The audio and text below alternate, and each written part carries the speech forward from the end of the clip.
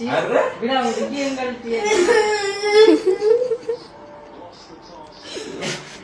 यार बोलो मत रो।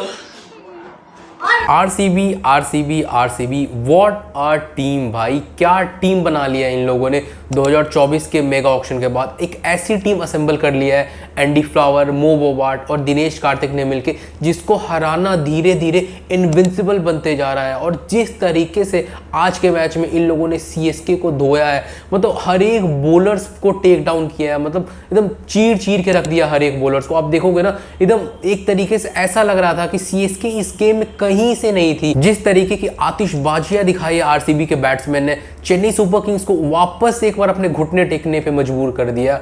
और सीएसके के बारे में क्या ही बोलूं यार, सीएसके एक वैसा नाव है जो अब धीरे धीरे करके डूबता जा रहा है। एक ऐसी टीम जिसका एक समय पे अस्तित्व हुआ करता था, एक समय पे डोमिनेंस हुआ करता था, जिसकी तूती बोलती थी पूरे आईपीएल में, वो अब धीरे धीरे करके टूटते जा रहा है। जिस चेन्नई सुपर किंग्स को brick by brick MS Dhoni ने बनाया था, सुरेश रैना ने मिलकर बनाया था, वो उनके आंखों के सामने टूटता नजर आ रहा है। जो लेगेसी थी चेन्नई सुपर किंग्स की, वो धीरे धीरे करके बिखरते जा रही है। आप किसी भी टीम के फैन होंगे, बट किसी भी टीम को आप लाइक करते होंगे, बट ये मोमेंट देख के कि चेन्नई सुपर किंग्स बिखरते जा रही है, आपको भी एक टाइम पे उदासी होगी। क्योंकि चेन्नई सुपर किंग्स एक वैसी टीम है जिसका आईपीएल में तूती बोलती चीज़, जिसको हर एक टीम पसंद करती है। इनके कोई उस तरीके का कंट्रोवर्सी नहीं होता है, किसी तरीके का ऑन फील्ड बैंटर नहीं होता है किसी भी और सारे टीम्स के साथ। तो एक ऐसी टीम थी जिसको बिखरते हुए देखना बहुत ही बुरा लग रहा है।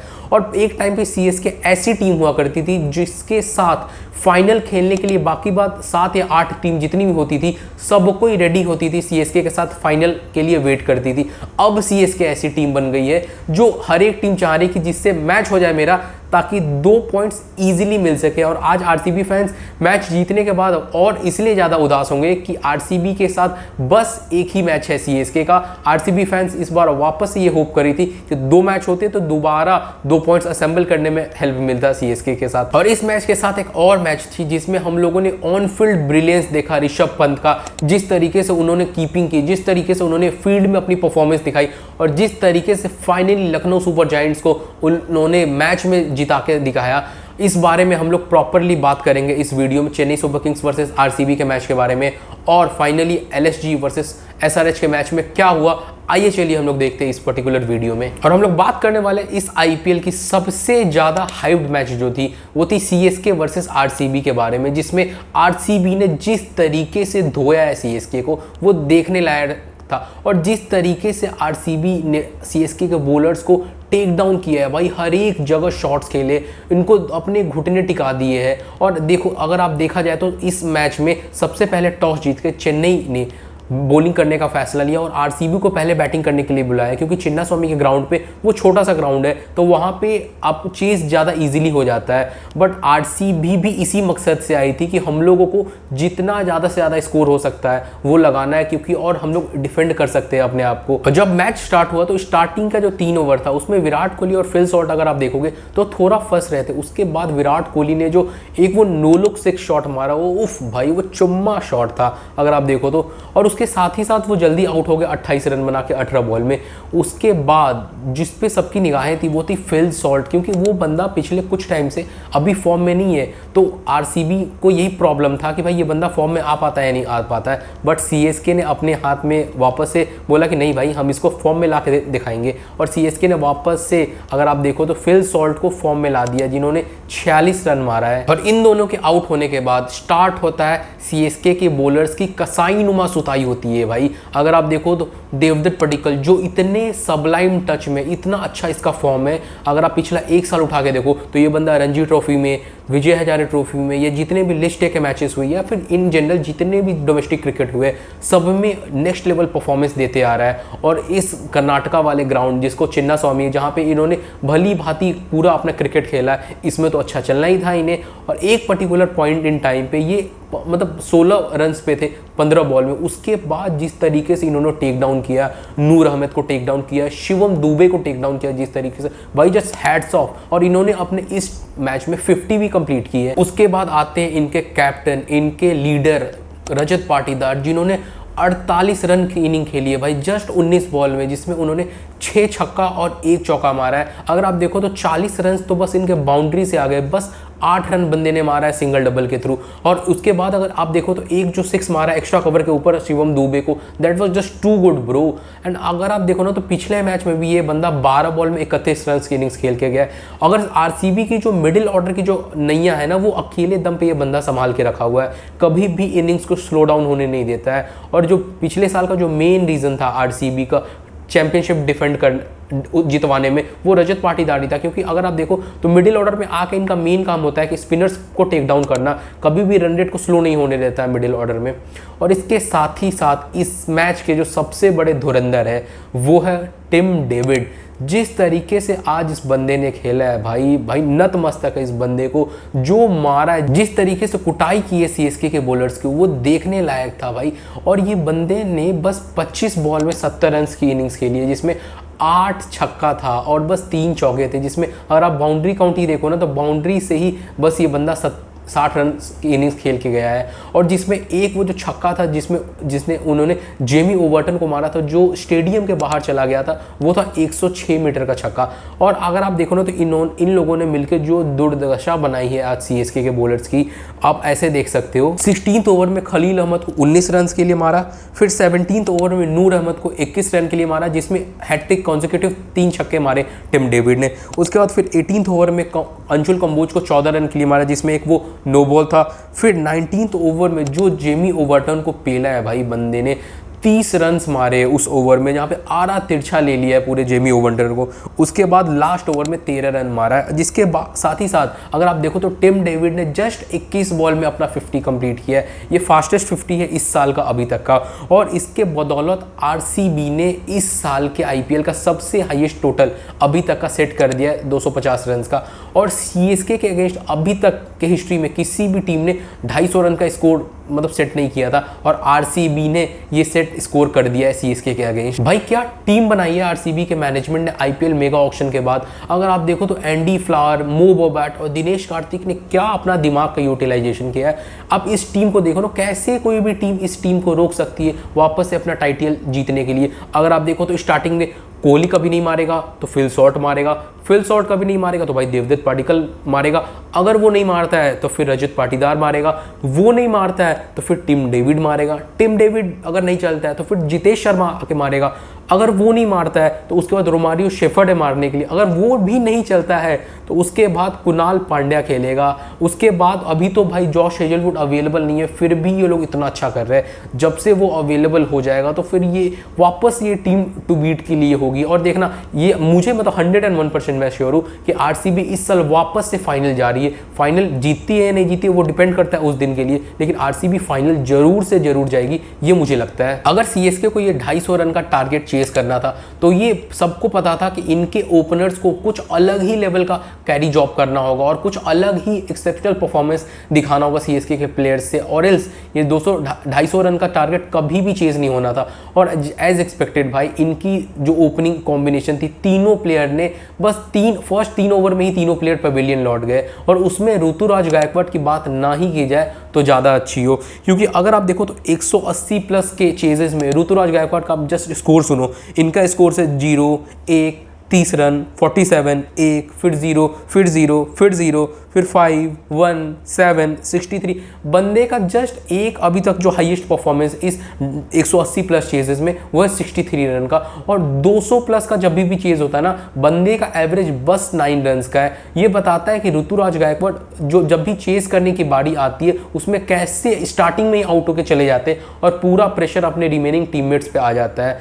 और सीएसके की भी अगर बात की जाए तो इन लोगों ने 2020 के बाद से 180 प्लस का टारगेट 13 बार इन्हें चेस करने का मौका मिला, जिसमें इन लोगों ने बस एक ही बार चेस किया है सक्सेसफुली, बाकी बात के 12 बार इन लोगों ने चेस करने में फेल किया है। तो ये बताता है कि इनसे 180 प्लस का टारगेट अगर सेट कर दो इनके सामने तो ये लोग जल्दी चेज नहीं कर पाते, और वही आज आरसीबी ने भी किया। 250 रन का टारगेट चेस किया, इनके स्टार्टिंग का टॉप 3 बैट्समैन को आउट किया, उसके बाद मैच डन था भाई, मैच ऑलरेडी आरसीबी के फेवर में था। बट फिर भी कुछ जो प्लेयर्स है जिन्होंने इस मैच में भी जान अपनी झोंके रखा, वो है सरफराज खान। ये बंदा बता रहा है भाई कि ये कितना ज़्यादा ईगर था परफॉर्म करने के लिए। अगर आप देखो तो इन्हें बहुत सारा अपॉर्चुनिटी नहीं मिला, बीट इंडियन टीम के लिए या फिर बीट अपने डोमेस्टिक साइड के लिए भी कॉन्स्टेंटली रन बनाने के बावजूद भी इंडियन टीम में उन्हें उतना मौका नहीं मिला। जब फाइनली सीएसके ने इन्हें खरीदा अपने टीम के लिए, तो अब ये सीएसके के लिए सबसे अच्छा कोई अगर एफर्ट दे रहा है इस पूरे टीम मैनेजमेंट में, वो सबसे ज़्यादा सरफराज खान ही दे रहा है। आप इनकी फील्डिंग परफॉर्मेंस से देख सकते हो, ग्राउंड पे जिस लेवल का ये बिहेव करे उससे क्लियरली पता चल रहा है कि सबसे ज़्यादा जो पैशनेट है ना इस सीएसके सेटअप में, वो सरफराज खान ही है। पिछले मैच में भी अगर आपको याद हो तो ये इन्होंने 12 बॉल में 32 रन का एक अच्छा कैमियो खेला था, और इस मैच में भी पावर प्ले के अंदर ही इन्होंने अपनी 50 भी कंप्लीट कर ली, बट अनफॉर्चुनेटली ये जल्दी आउट हो गए। और इसके साथ ही साथ एक और प्लेयर है प्रशांत वीर, जिन्होंने ट्राई किया इस मैच को और थोड़ा क्लोज लेके चले जाए, बट अकेला कंट्रीब्यूशन से होना नहीं था भाई। जब तक सीएसके की पूरी टीम एक साथ होके अगर नहीं खेलती इस मैच में, तो कभी सीएसके जीतने वाली थी नहीं ये वाला मैच। और सेम वही हुआ, इस मैच को भी आरसीबी ने 43 रन से जीत लिया। बट मुझे तो ये समझ में नहीं आ रहा है कि आरसीबी 207 रन भी कैसे चेस कर, मतलब पास में आने दी। सीएसके को उतना क्लोज भी आने नहीं देना चाहिए था, क्योंकि आपने ऑलरेडी टॉप जो 3 बैट्समैन है सीएसके का, आपने उन्हें हटा दिया था स्टार्टिंग के 3 ओवर में भी, फिर भी आपने इन्हें 207 रन आने दिया। यहाँ पे थोड़ा ना थोड़ा कहीं तरीके से अगर आप देखो तो आरसीबी की बॉलिंग हल्का सा रन्स लीक किया, जिन्हें इन लोगों को ध्यान रखना होगा। अगर आगे टूर्नामेंट में और अच्छी टीमों पे अपनी गिरफ्त बनानी है तो इन्हें रन्स उतना ज़्यादा लीक नहीं करने देना होगा। और एक जो मुझे प्रॉब्लम जो पिछले मैच में भी थी सीएसके मैनेजमेंट से, और वो इस मैच में भी है, ये भाई सीएसके की मैनेजमेंट कर क्या रही है। अगर देखो आप और टीम के जो कैप्टन्स है, जो कोच है, वो ऑन फील्ड आपस में डिस्कशन करते रहते हैं, बट जो सीएसके की जो कोचिंग स्टाफ है, स्टीफन फ्लेमिंग है, वो सिंपली भाई ऐसा लग रहा है कि वेकेशन मोड में आए हुए हैं, जस्ट आराम से इंजॉय करना है और कुछ नहीं करना है उन्हें। जो जितनी भी जो प्रेशर हो रही है वो ऋतुराज गायकवाड़ झेलते जा रहा है, जिनके कारण उनकी बैटिंग भी हैम्पर हो रही है। अगर आप देखो तो आज वाले मैच में प्रशांत वीर को क्या ज़रूरत था खिलाने का, अगर वो बॉलिंग करने के लिए रेडी है ही नहीं, तो आप उससे अच्छा अकील हुसैन को बॉलिंग करवाते। एटलीस्ट वो लेफ्ट आर्म स्पिनर है, वो आके आपको अच्छा मतलब रन रोकने में तो मदद करता, इतना तो अच्छा कर सकता था वो, बट आपने प्रशांत वीर को खिलाया। प्रशांत वीर ना ही बॉलिंग किया उन लोगों ने, तो फिर कोई फ़ायदा है नहीं आपको प्रशांत वीर को खिलाने का अगर वो बॉलिंग कर नहीं है। तो ये जवाब सीएसके के मैनेजमेंट को देना होगा। और इसके साथ ही साथ अगर आप देखो तो अगर इनकी जो डेथ बॉलिंग है उनमें बहुत ज़्यादा प्रॉब्लम है नेथन एलिस के इंजर्ड होने के बाद। इसके बावजूद भी उन लोगों ने साइन किया स्पेंसर जॉनसन को, जो ऑलरेडी इंजर्ड है, जो 22 अप्रैल को आने वाले हैं। तो सीएसके मैनेजमेंट के पास इतना तो दिमाग होना चाहिए ना भाई कि आप अगर आप डेथ बॉलर आपके इंजर्ड हो रहे हैं तो आप किसी डेथ बॉलर को लेके आओ, बट ना आपने इंजर्ड प्लेयर को ही साइन किया। भाई अब आप देखो कि किस तरीके से अब आप हारते जा रहे हो। स्टार्टिंग के 3 मैच तो आप हार ही गए, और यहाँ से कमबैक करना ऑलमोस्ट इम्पॉसिबल हो जाएगा, क्योंकि अगर आपको रिमेनिंग आपके 11 मैच है तो उसमें कम से कम आपको 8 जीतना होगा, तभी आप क्वालिफाई कर पाओगे। और 11 में 8 जीतना ऑलमोस्ट इम्पॉसिबल है। अगर ये लोग कुछ वापस से टर्न अराउंड कर दे वो एक नेक्स्ट लेवल जॉब होगा, लेकिन 11 में से 8 मैच जीतना वो बहुत ही ज़्यादा टफ होता है। तो ये था सीएसके वर्सेस आरसीबी मैच का लेखा जोखा। और इसके साथ ही साथ एक और मैच था जो कल दोपहर में हुआ था, वो था एलएसजी वर्सेस हैदराबाद के बीच में।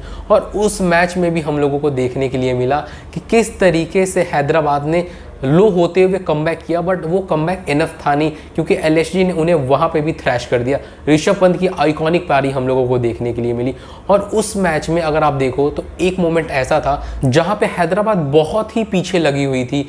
एक बार टाइम पे उनकी जो स्कोर थी वो 10 ओवर में 35 रन पे 4 विकेट थी। और अगर आप 10 ओवर में इतना पीछे होते हो तो आप ऑलरेडी गेम से बहुत पीछे चले जाते हो और हमेशा आप कैचिंग अप खेलते रहते हो। उसके बाद मॉन्स्टरस रूप हम लोगों को देखने का मिला हेनरिक क्लासन और नीतीश रेड्डी का। दोनों बंदे ने अगले 5 ओवर में ही 80 रन मारे भाई। और इन दोनों की 116 रन की पार्टनरशिप के बदौलत हैदराबाद 156 रन के स्कोर पे आ पाई और एक डिसेंट रन स्कोर बोर्ड पर लगा पाया। और इन दोनों ने अपनी 50 रन की कंट्रीब्यूशन दी।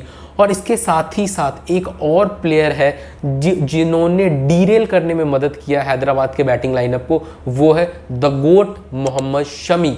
सब कोई बोल रहे थे भाई मोहम्मद शमी बूढ़ा हो चुका है, मोहम्मद शमी अनफिट है, मोहम्मद शमी फिनिश्ड हो चुका है, बट इस बंदे ने बताया कि कॉन्स्टेंटली ये बंदा हार्ड वर्क करते आ रहा है, डोमेस्टिक क्रिकेट में अपनी अगर आप देखो तो कॉन्स्टेंटली परफॉर्मेंस देते आ रहा है। बीसीसीआई ने इन्हें सेलेक्ट नहीं कर रहे इंडियन क्रिकेट टीम में, बट ये बंदा फिर भी बता रहा है कि मैं अभी भी वर्थ इट हूँ।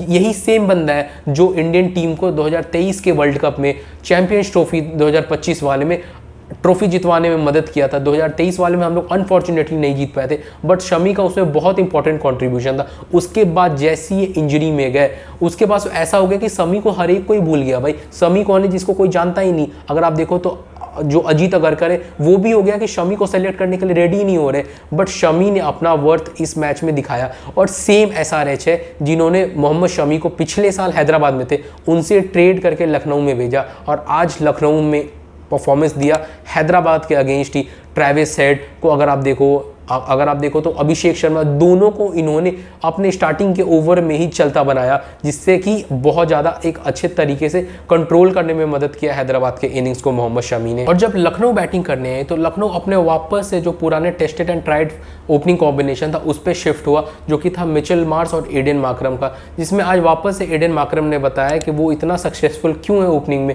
जिन्होंने आज आके ही 45 रन की एक बहुत अच्छी इनिंग्स खेली। उसके बाद इस मैच में देखा जाए तो सबसे ज़्यादा जो इन्वॉल्वमेंट था वो था ऋषभ पंत का। वो अपने 3rd नंबर पे आए और उनके लिए एक प्रूफ करने वाली पॉइंट भी, जो अपना वाइट बॉल करियर में वापस आना चाहते हैं तो वो ट्राई करे कि जितना जो टॉप ऑफ द ऑर्डर खेलने का वो ट्राई करे ऋषभ पंत। और इस मैच में अगर देखा जाए तो एक साइड से इनिंग्स में अगर आप देखो तो प्रेशर बनते जा रहा था, विकेट्स गिरते जा रहा था, बट रिस्पॉन्सिबिलिटी उठा के ऋषभ पंत ने एक साइड को पकड़े रखा और फाइनली लास्ट तक ऋषभ पंत मैच में बने रहे और फाइनली अपने टीम को इस मैच में जिताने में मदद किया। और इसके साथ ही साथ अगर आप ऋषभ पंत का इस मैच में देखोगे तो इनकी जो टैक्टिकल फील्ड ब्रिलियंस थी, अगर आप देखो आज वाले मैच में इन्होंने हेनरिक क्लासन का जो कैच पकड़ा, इसके साथ ही साथ अगर आप देखो तो इन्होंने एक और कैच पकड़ा था जो कि था लियम लिविंगस्टन का। उसके साथ ही साथ आप देखो विकेट के पीछे जिस तरीके से सेव कर रहे थे, तो ये क्लियरली बताता है। अगर आपने युवराज सिंह का अभी जो पॉडकास्ट देखा है तो उसमें युवराज सिंह बोल रहे कि ऋषभ पंत इस IPL में बहुत ही अच्छा परफॉर्मेंस देने वाले, not only from the bat but overall जो परफॉर्मेंस था ऋषभ पंत का वो इस मैच में देखने में मजा आया भाई। एक तरीके से जिस ऋषभ पंत को हम लोग जानते हैं पहले से, जो अपने पे रिस्पॉन्सिबिलिटी लेके मैच जितवाना जानता है, वो हम लोगों को देखने के लिए मिला इस मैच में।